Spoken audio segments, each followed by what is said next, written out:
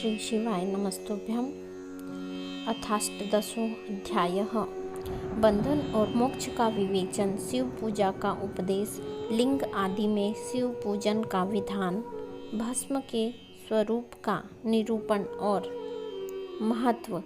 शिव के भस्म धारण का रहस्य।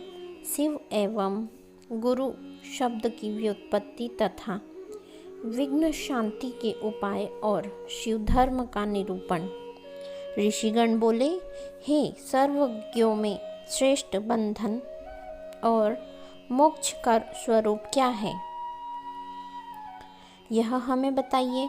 सूत जी बोले, हे महर्षियों, मैं बंधन और मोक्ष का स्वरूप तथा मोक्ष के उपाय का वर्णन करूँगा। आप लोग आदर पूर्वक सुने। जो प्रकृति आदि 8 बंधनों से बंधा हुआ है वह जीव बद्ध कहलाता है, और जो उन 8 बंधनों से छूटा हुआ है उसे मुक्त कहते हैं। प्रकृति आदि को वश में कर लेना मोक्ष कहलाता है। बंधन आगंतुक है और मोक्ष स्वतः सिद्ध है। बंध जीव जब बंधन से मुक्त हो जाता है तब उसे मुक्त जीव कहते हैं। प्रकृति, बुद्धि, महत्व, त्रिगुणात्मक अहंकार और 5 तन्मात्राएं उन्हें ज्ञानी पुरुष प्रकृत्याष्टक मानते हैं। प्रकृति आदि 8 तत्वों के समूह से देह की उत्पत्ति हुई है। देह से कर्म उत्पन्न होता है और फिर कर्म से नूतन देह की उत्पत्ति होती है। इस प्रकार बार बार जन्म और कर्म होते रहते हैं। शरीर को स्थूल, सूक्ष्म और कारण के भेद से 3 प्रकार का जानना चाहिए। स्थूल शरीर जागृत अवस्था में व्यापार कराने वाला, सूक्ष्म शरीर जागृत और स्वप्न अवस्थाओं में इंद्रिय भोग प्रदान करने वाला तथा कारण शरीर सुषुप्तावस्था में आत्मानंद की अनुभूति कराने वाला कहा गया है। जीव को उसके प्रारब्ध कर्मानुसार सुख दुख प्राप्त होते हैं। वह अपने पुण्य कर्मों के फलस्वरूप सुख और पाप कर्मों के फलस्वरूप दुख प्राप्त करता है।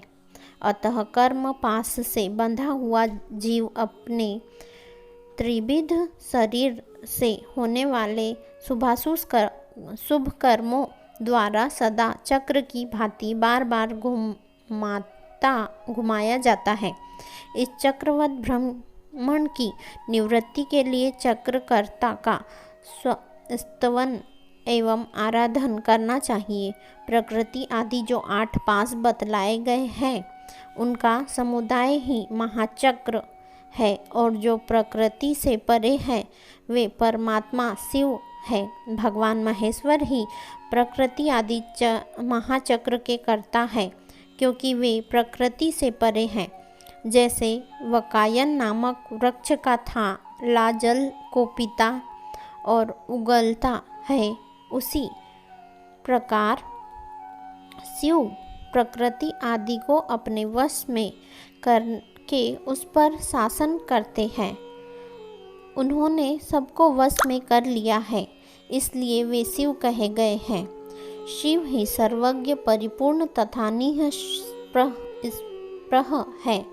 सर्वज्ञता, तृप्ति, अनादिबोध, स्वतंत्रता, नित्य अलुप्त शक्ति आदि से संयुक्त होना और अपने भीतर अनंत शक्तियों को धारण करना, महेश्वर के इन 6 प्रकार के मानसिक ऐश्वर्यों को केवल वेद जानता है। अतः भगवान शिव के अनुग्रह से ही प्रकृति आदि 8 तत्व वश में होते हैं। भगवान शिव का कृपा प्रसाद प्राप्त करने के लिए उन्हीं का पूजन करना चाहिए। शिव तो परिपूर्ण है, निःस्पृह है, उनकी पूजा कैसे हो सकती है? इनका उत्तर यह है कि भगवान शिव के उद्देश्यों से उनकी प्रसन्नता के लिए किया हुआ सत्कर्म उनके कृपा प्रसाद को प्राप्त कराने वाला होता है। शिवलिंग में शिव की प्रतिमा में तथा शिवभक्त जनों में शिव की भावना करके उसकी प्रसन्नता के लिए पूजा करनी चाहिए। वह पूजन शरीर से, मन से, वाणी से और धन से भी किया जा सकता है। उस पूजा से प्रकृति से परे महेश्वर पूजक पर विशेष कृपा करते हैं, यह सत्य है। शिव की कृपा से कर्म आदि सभी बंधन अपने वश में हो जाते हैं।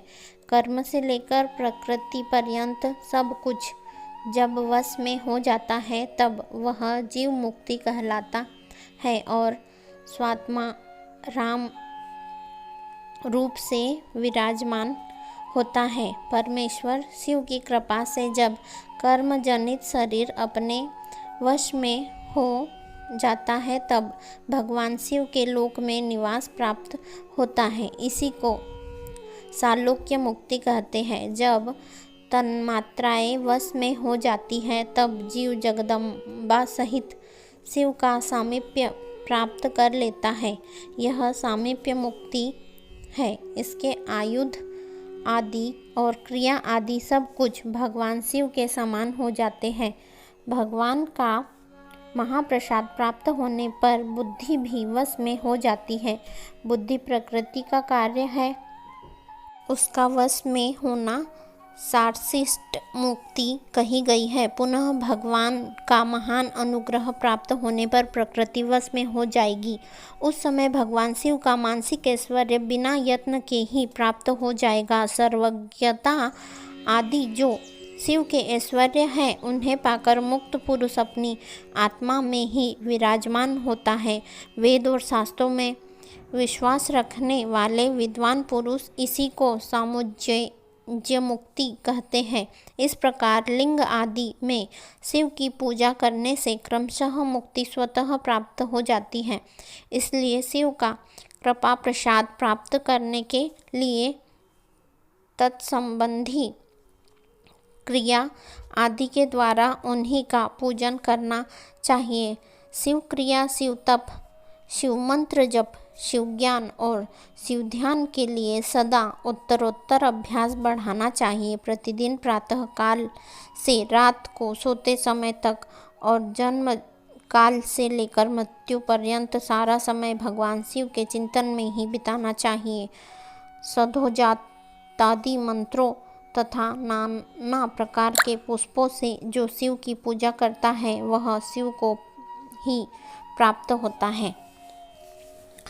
हे ऋषिगण बोले, हे सुव्रत, अब आप लिंग आदि में शिव जी की पूजा का विधान बताइए। सूत जी बोले, हे द्विजों, मैं लिंगों के क्रम का यथावत वर्णन कर रहा हूँ, आप लोग सुनिए।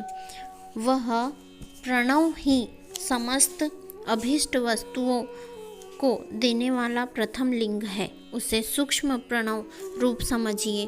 सूक्ष्म लिंग निष्कल होता है और स्थूल लिंग सकल पंचाक्षर मंत्र को ही स्थूल लिंग कहते हैं।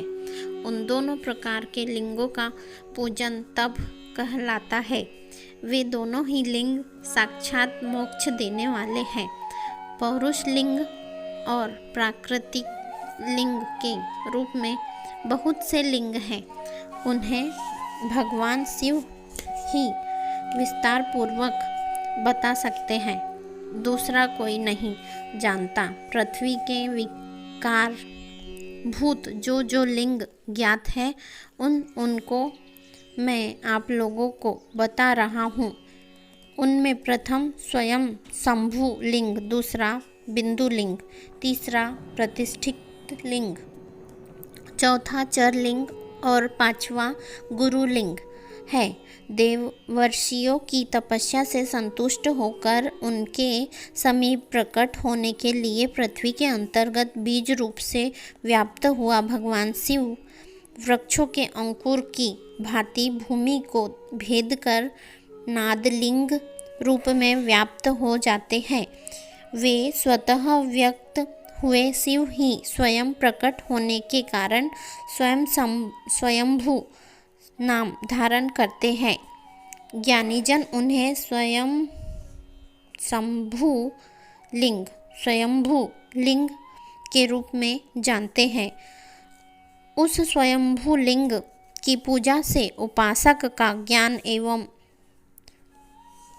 स्वयं ही बढ़ने लगता है। सोने चांदी आदि के पत्र पर, भूमि पर अथवा वेदी पर अपने हाथ से लिखित जो शुद्ध प्रणव मंत्र रूप लिंग है, उसमें तथा यंत्र लिंग का आलेखन करके उसमें भगवान शिव की प्रतिष्ठा और आवाहन करें। ऐसा बिंदु नादमय लिंग स्थावर और जंगम दोनों ही प्रकार का होता है।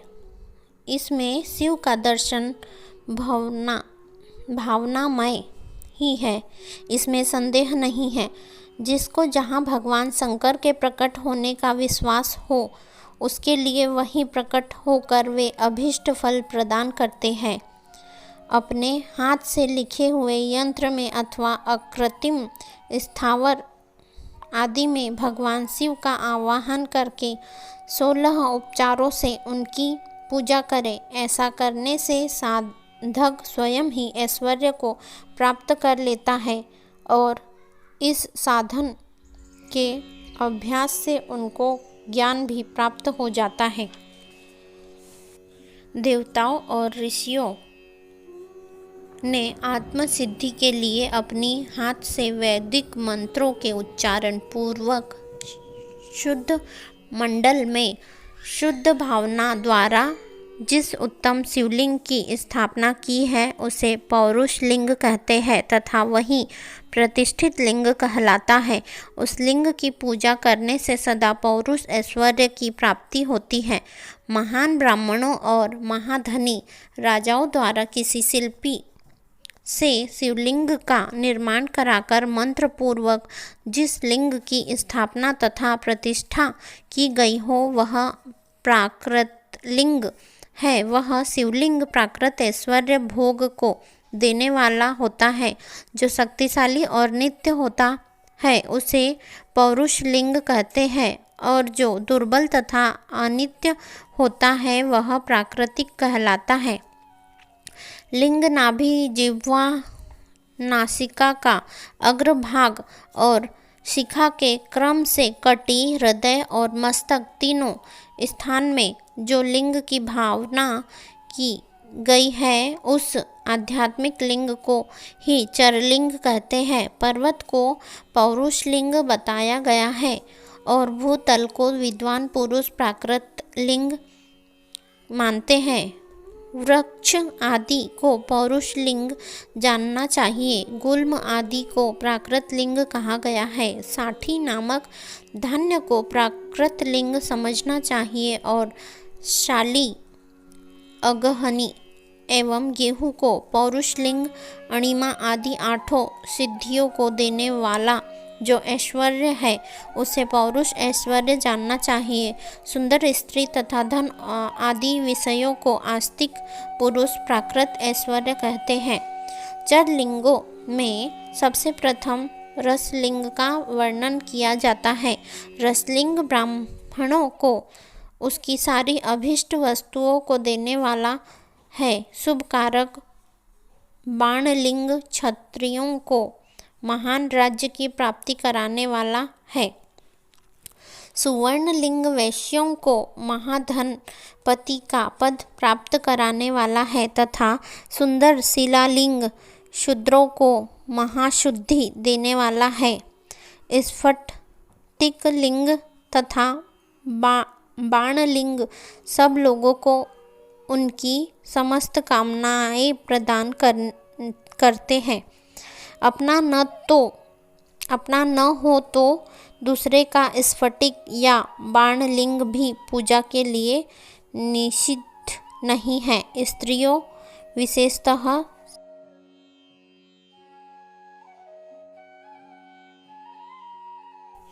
सधवाओं के लिए पार्थिव लिंग की पूजा का विधान है। प्रकृति मार्ग में स्थित विधवाओं के लिए स्फटिक लिंग की पूजा बताई गई है, परंतु विरक्ति विधवाओं के लिए रसलिंग की पूजा को ही श्रेष्ठ कहा गया है। हे सुव्रतो, बचपन में, युवावस्था में और बुढ़ापे में भी शुद्ध स्फटिकमय शिवलिंग का पूजन स्त्रियों को समस्त भोग प्रदान करने वाला है।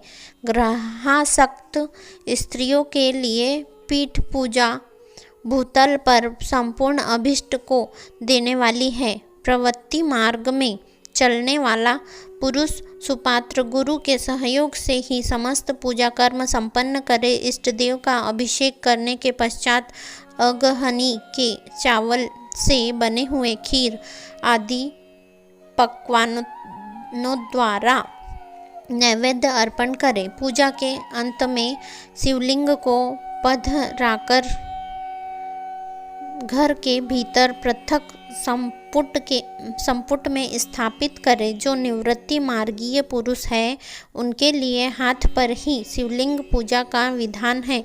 उन्हें भिक्षादि से प्राप्त हुए अपने भोजन को ही नैवेद्य रूप में निवेदित करना चाहिए। निवृत्त पुरुषों के लिए सूक्ष्म लिंग ही श्रेष्ठ बताया जाता है। वे विभूति के द्वारा पूजन करें और विभूति को ही नैवेद्य रूप से निवेदित भी करें। पूजा करके उस लिंग को सदा अपने मस्तक पर धारण करें। विभूति 3 प्रकार की बताई गई है: लोकाग्नि जनित, वेदाग्नि जनित और शिवाग्नि जनित। लोकाग्नि जनित या लौकिक भस्म को द्रव्यों के शुद्धि के लिए लाकर रखें। मिट्टी, लकड़ी और लोहे के पात्रों की, धान्यों की, तिल आदि द्रव्यों की, वस्त्र आदि की तथा पर्युषित वस्तुओं की शुद्धि भस्म से होती है। कुत्ते आदि से दूषित हुए पात्रों की भी शुद्धि भस्म से ही मानी गई है।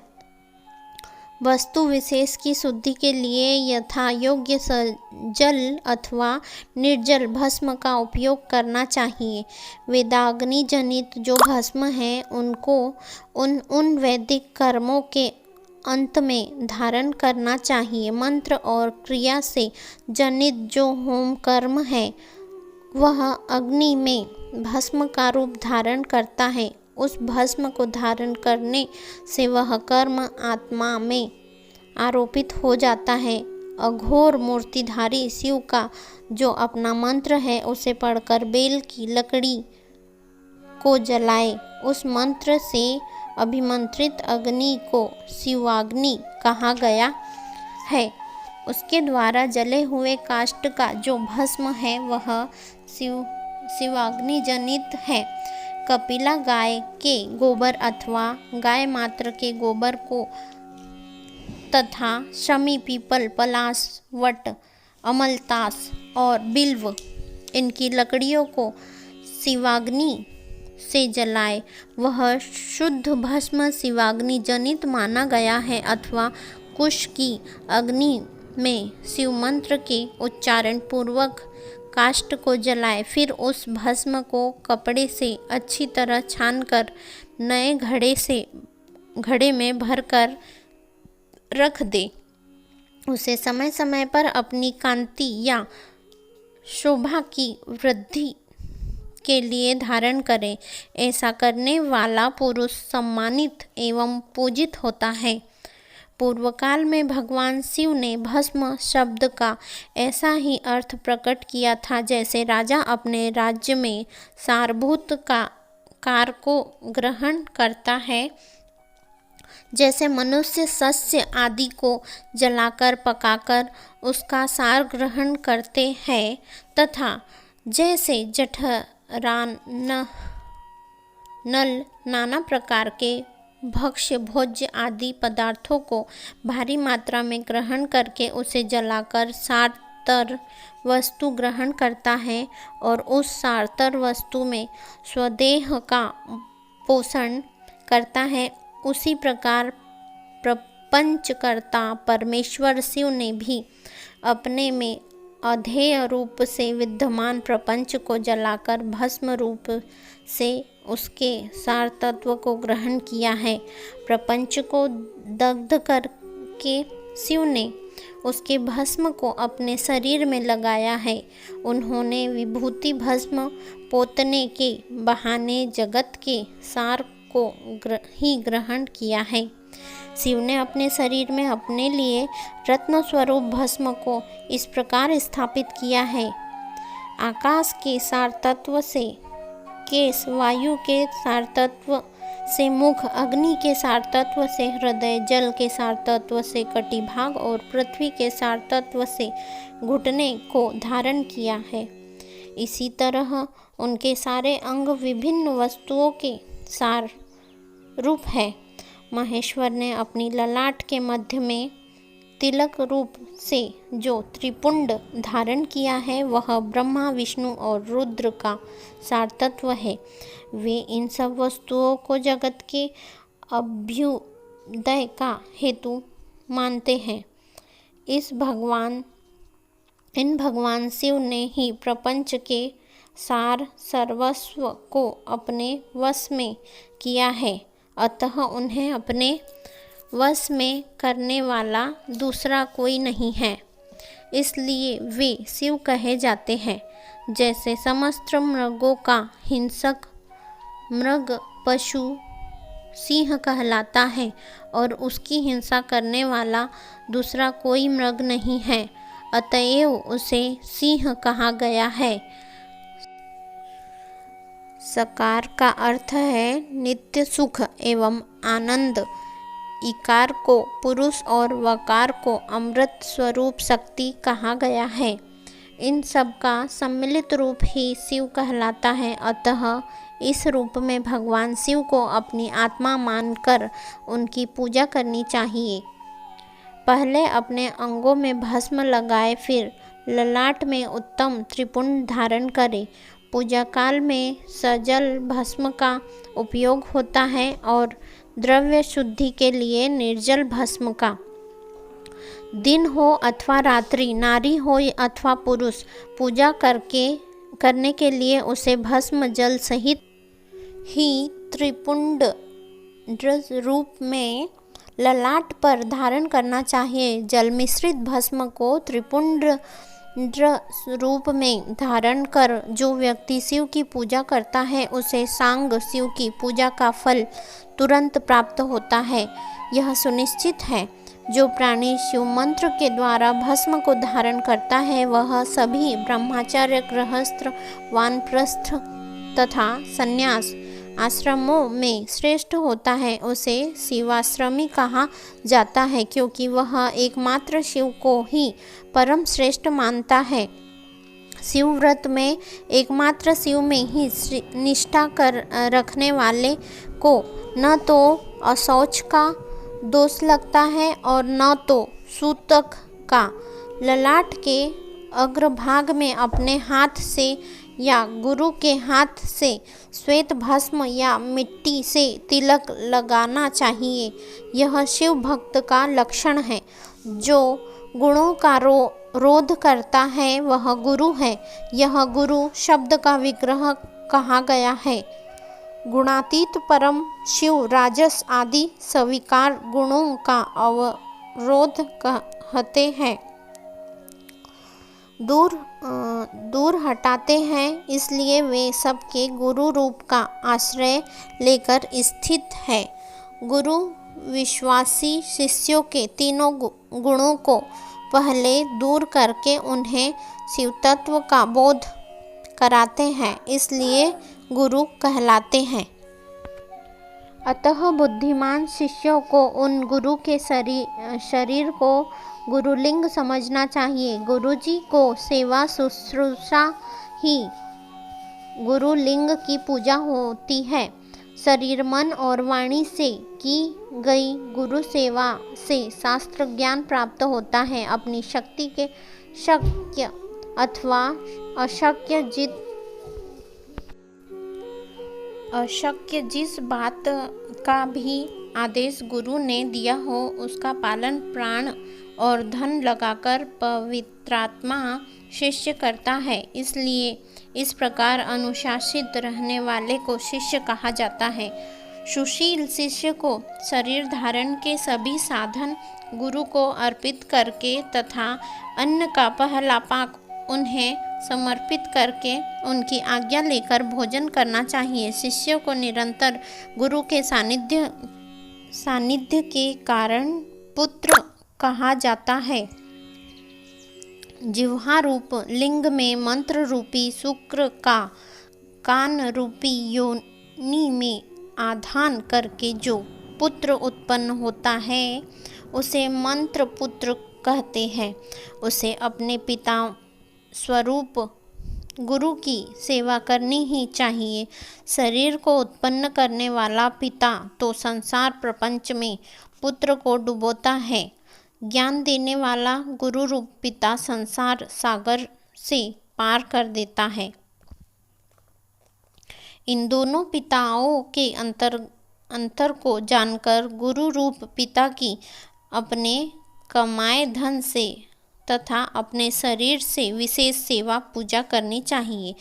पैर से केश पर्यंत जो गुरु के शरीर के अंग है उनकी भिन्न भिन्न प्रकार से यथा स्वयं अर्जित धन के द्वारा उपयोग की सामग्री प्राप्त कराकर अपने हाथ से पैर दबाकर स्नान अभिषेक आदि कराकर तथा नैवेद्य भोजन आदि देकर पूजा करनी चाहिए। गुरु की पूजा ही परमात्मा शिव की पूजा है। गुरु के उपयोग से बचा हुआ सारा पदार्थ आत्मशुद्धि करने वाला होता है। हे द्विजों, गुरु का शेष जल तथा अन्न आदि से बना हुआ शिवोच्छिष्ट शिव भक्त और शिष्यों के लिए ग्राह्य तथा भोज्य है। गुरु की आज्ञा के बिना उपयोग में लाया हुआ सब कुछ वैसा ही है जैसे चोर चोरी करके लाई हुई वस्तु का उपयोग करता है। गुरु से भी विशेष ज्ञानवान पुरुष मिल जाए तो उसे भी यत्नपूर्वक गुरु बना लेना चाहिए। अज्ञान रूपी बंधन से छूटना ही जीव मात्र के लिए साध्य पुरुषार्थ है। अतः जो विशेष भगवान है वही जीव को उस बंधन से छुड़ा सकता है। कर्म की संगोपांग पूर्ति के लिए पहले विघ्न शांति करनी चाहिए। निर्विघ्नता पूर्वक तथा सांग संपन्न हुआ कार्य ही सफल होता है। इसलिए सभी कर्मों के प्रारंभ में बुद्धिमान व्यक्ति को विघ्न विनाशक गणपति का पूजन करना चाहिए। सभी बाधाओं को दूर करने के लिए विद्वान व्यक्ति को सभी देवताओं की पूजा करनी चाहिए। ज्वर आदि ग्रंथि रोग आध्यात्मिक बाधा कही जाती है। पिशाच और सियार आदि का दिखना, बाबी का जमीन पर उठ आना, अकस्मात छिपकली आदि जंतुओं का गिरना, घर में कच्छप सांप दुष्ट स्त्री का दिखना, वृक्ष नारी और गौ आदि की प्रसूति का दर्शन होना आगामी दुख का संकेत होता है। अतः यह अधिभौतिक बाधा मानी जाती है। किसी अपवित्र वस्तु का गिरना, बिजली गिरना, महामारी, ज्वरमारी, हैजा, गोमारी, मसूरी का एक प्रकार का शीतला रोग, जन्म नक्षत्र पर ग्रहण, संक्रांति, अपनी राशि में अनेक ग्रहों का योग होना तथा दुख स्वप्न दर्शन आदि दैविक बाधा कही जाती है। शव, चांडाल और पतित का स्पर्श अथवा इनका घर के भीतर आना भावी दुख का सूचक होता है। बुद्धिमान व्यक्ति को चाहिए कि उस दोष की शांति के लिए शांति यज्ञ करे। किसी मंदिर, गौशाला, यज्ञशाला अथवा घर के आंगन में जहाँ 2 हाथ पर ऊंची जमीन हो, उसे अच्छी तरह साफ करके उस पर एक भार धान रखकर उसे फैला दे। उसके बीच में कमल बनाए तथा कोण सहित 8 दिशाओं में भी कमल बना दे। फिर प्रधान कलश में सूत्र बांधकर तथा गुग्गुल की धूप दिखाकर उसे बीच में तथा दिशाओं में बनाए गए कमलों पर अन्य 8 कलश स्थापित कर दे। 8 कलश में कमल, आम्रपल्लव, कुशा डालकर गंध आदि पंचद्रव्यों से युक्त मंत्र पूत जल से उन्हें भरे। उन समस्त कलशों में नीलम आदि नवरत्नों को क्रमशः डालना चाहिए। तत्पश्चात बुद्धिमान यजमान कर्मकांडों को जानने वाले सपत्नीक आचार्य का वरण करे। भगवान विष्णु की स्वर्ण प्रतिमा तथा इंद्रादि देवताओं की भी प्रतिमा बनाकर उन कलश में छोड़े। पुत्र पात्र से ढके मध्य कलश पर भगवान विष्णु का आवाहन करके उनकी पूजा करें। पूर्व दिशा में प्रारंभ करके सभी दिशाओं में मंत्रानुसार इंद्रादि का क्रमशः पूजन करना चाहिए। उनके नामों में चतुर्थी विभक्ति सहित नमः का प्रयोग करते हुए उनका पूजन करना चाहिए। आवाहनादि सारे कार्य आचार्य द्वारा संपन्न कराए तथा आचार्य और ऋषि ध्वजोत्सहित उन देवताओं के मंत्रों को 100 बार जपे। कलशों की पश्चिम दिशा में जप के बाद होम करना चाहिए। हे द्विज जनों, वह जप होम करोड़, लाख, हजार अथवा 108 की संख्या में हो सकता है। इन विधियों से एक दिन, 9 दिन अथवा 40 दिनों में देश काल की व्यवस्था के अनुसार शांति यज्ञ यथोचित रूप में संपन्न करें। शांति के लिए समी तथा वृत्ति रोजगार के लिए पलाश की समिधा से अन्न, घृत तथा सुगंधित द्रव्यों से उन देवताओं के नाम अथवा मंत्रों से हवन करना चाहिए। प्रारंभ में जिस द्रव्य का उपयोग किया हो, अंत तक उसी का प्रयोग करते रहना चाहिए। अंतिम दिन पुण्याहवाचन कराकर कलशों के जल से प्रोक्षण करना चाहिए। तत्पश्चात आहुति की संख्या के बराबर ब्राह्मणों को भोजन कराए। हे विद्वानों, आचार्य और ऋत्विजों को हविष्य का भोजन कराना चाहिए। सूर्य आदि नवग्रहों का होम के अंत में पूजन करना चाहिए। ऋत्विजों को क्रमानुसार नवरत्नों की दक्षिणा देनी चाहिए। तत्पश्चात 10 दान करें और उसके बाद भूयसी दान करना चाहिए। बालक, यज्ञोपवीति, गृहस्थाश्रमी और वानप्रस्थियों को धन का दान करना चाहिए। तत्पश्चात कन्या, सधवा और विधवा स्त्रियों को देने के अनंतर बची हुई तथा यज्ञ में बची हुई सारी सामग्री आचार्य को समर्पित कर देनी चाहिए। उत्पात, महामारी और दुखों के स्वामी यमराज माने जाते हैं, इसलिए यमराज की प्रसन्नता के लिए काल प्रतिमा का दान करना चाहिए। 100 निष्क या 10 निष्क के परिमाण की पाश और अंकुश धारण की हुई पुरुष के आकार की स्वर्ण प्रतिमा बनाए। उस स्वर्ण प्रतिमा का दक्षिणा सहित दान करना चाहिए। उसके बाद पूर्णायु प्राप्त करने हेतु तिल का दान करना चाहिए। रोग निवारण के लिए घृत में अपनी परछाई देखकर दान करना चाहिए।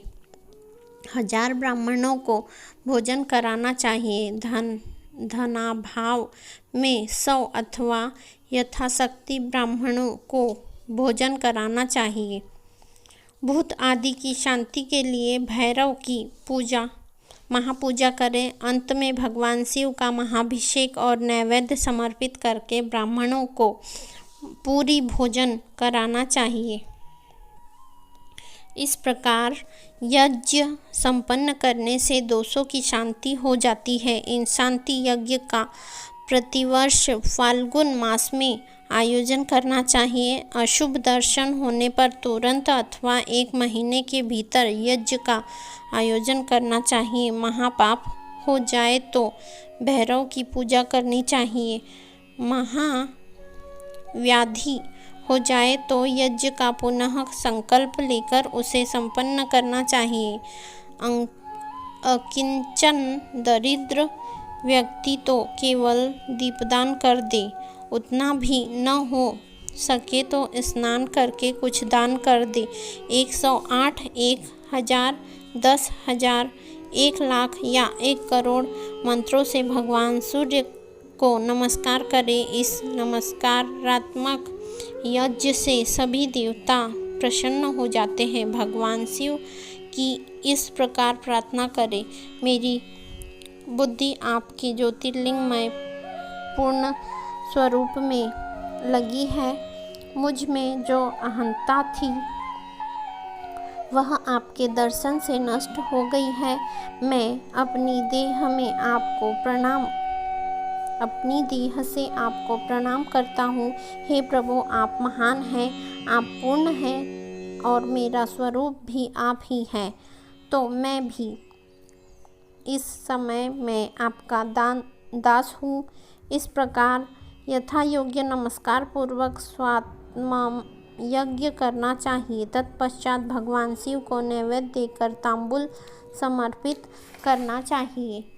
तब स्वयं 108 बार शिव की प्रदक्षिणा करनी चाहिए। 1000, 10,000, 1 लाख या करोड़ प्रदक्षिणा दूसरों के द्वारा कराई जा सकती है। शिव की प्रदक्षिणा से सारे पापों का तत्क्षण नाश हो जाता है। दुख का मूल व्याधि और व्याधि का मूल पाप से होता है। धर्माचरण से ही पापों का नाश बताया गया है। भगवान शिव के उद्देश्य से किया गया धर्माचरण पापों का नाश करने में समर्थ होता है। शिव के धर्मों में प्रदक्षिणा को प्रधान कहा गया है। क्रिया से जप रूप होकर प्रणव ही प्रदक्षिणा बन जाता है। जन्म और मरण का द्वंद्व ही माया चक्र कहा गया है। शिव का माया चक्र ही बलिपीठ कहलाता है। बलिपीठ से आरंभ करके प्रदक्षिणा के क्रम से एक पैर के पीछे दूसरा पैर रखते हुए बलिपीठ में पुनः प्रवेश करना चाहिए। तत्पश्चात नमस्कार करना चाहिए। इसे प्रदक्षिणा कहा जाता है। बलिपीठ बाहर निकलना, जन्म प्राप्त होना और नमस्कार करना ही आत्मसमर्पण है। जन्म और मरण रूप द्वंद्व भगवान शिव की माया से प्राप्त है। जो इन दोनों को शिव की माया को ही अर्पित कर देता है, वह फिर शरीर के बंधन में नहीं पड़ता। जब तक शरीर रहता है तब तक जो क्रिया के ही अधीन है वह जीव बंध कहलाता है। स्थूल, सूक्ष्म और कारण तीनों शरीर को वश में कर लेने पर जीव का मोक्ष हो जाता है, ऐसा ज्ञानी पुरुषों का कथन है। माया चक्र के निर्माता भगवान शिव ही परम कारण है। वे अपनी माया के दिए हुए द्वंद्व का स्वयं ही परिमार्जन करते हैं। अतः शिव के द्वारा कल्पित हुआ द्वंद्व उन्हीं को समर्पित कर देना चाहिए। हे हे विद्वानों, प्रदक्षिणा और नमस्कार शिव को अति प्रिय है, ऐसा जानना चाहिए। भगवान शिव की प्रदक्षिणा, नमस्कार और षोडशोपचार पूजन अत्यंत फलदायी होता है। ऐसा कोई पाप इस पृथ्वी पर नहीं जो शिव प्रदक्षिणा से नष्ट न हो सके। इसलिए प्रदक्षिणा का आश्रय लेकर सभी पापों का नाश कर लेना चाहिए। जो शिव की पूजा में तत्पर हो वह मौन रहे, सत्य आदि गुणों से संयुक्त हो तथा क्रिया, जप, तप, ज्ञान और ध्यान में से एक का अनुष्ठान करता रहे। ऐश्वर्य, दिव्य शरीर की प्राप्ति, ज्ञान का उदय, अज्ञान का निवारण और भगवान शिव के सामीप्य का लाभ, ये क्रमशः क्रिया आदि के फल है। निष्काम कर्म करने से अज्ञान का निवारण हो जाने के कारण शिव भक्त पुरुष उसके यथोक्त फल को पाता है। शिव भक्त पुरुष देश, काल, शरीर और धन के अनुसार यथा योग्य क्रिया आदि का अनुष्ठान करे। न्यायोपार्जित उत्तम धन से निर्वाह करते हुए विद्वान पुरुष शिव के स्थान में निवास करे। जीव हिंसा आदि से रहित और अत्यंत क्लेश शून्य जीवन बिताते हुए पंचाक्षर मंत्र के जप से अभिमंत्रित अन्न और जल को सुख स्वरूप माना गया है। अथवा यह भी कहते हैं कि दरिद्र पुरुष के लिए भिक्षा से प्राप्त हुआ अन्न ज्ञान देने वाला होता है। शिव भक्त को भिक्षान्न प्राप्त हो तो वह शिव भक्ति को बढ़ाने वाला होता है। शिव योगी पुरुष भिक्षान्न को शंभु सत्र कहते हैं, जिस किसी भी उपाय से जहाँ जहाँ भी भूतल पर शुद्ध अन्न का भोजन करते हुए सदा मौन भाव से रहे और अपने साधन का रहस्य किसी पर प्रकट न करे, भक्तों के समक्ष ही शिव के महात्म्य को प्रकाशित करे। शिव मंत्र के रहस्य को भगवान शिव ही जानते हैं, दूसरा कोई नहीं जान पाता। शिव भक्तों को सदा शिवलिंग के आश्रित होकर वास करना चाहिए। हे ब्राह्मणों, शिवलिंगाश्रय के प्रभाव से वह भक्त भी शिवरूप हो जाता है। चरलिंग की पूजा करने से वह क्रमशः अवश्य ही मुक्त हो जाता है। महर्षि व्यास ने पूर्व काल में जो कहा था और मैंने जैसा सुना था, उस सब साध्य और साधन का संक्षेप में मैंने वर्णन कर दिया। आप सबका कल्याण हो और भगवान शिव में आपकी दृढ़ भक्ति बनी रहे। जो मनुष्य इस अध्याय का पाठ करता है अथवा जो इसे सुनता है, हे विज्ञजनों, वह भगवान शिव की कृपा से शिवज्ञान को प्राप्त कर लेता है। इस प्रकार श्री शिव महापुराण के अंतर्गत प्रथम विद्येश्वर संहिता के साध्य साधन खंड में शिवलिंग के महात्मा का वर्णन नामक 18वां अध्याय पूर्ण हुआ। श्री शिवाय नमस्तुभ्यम।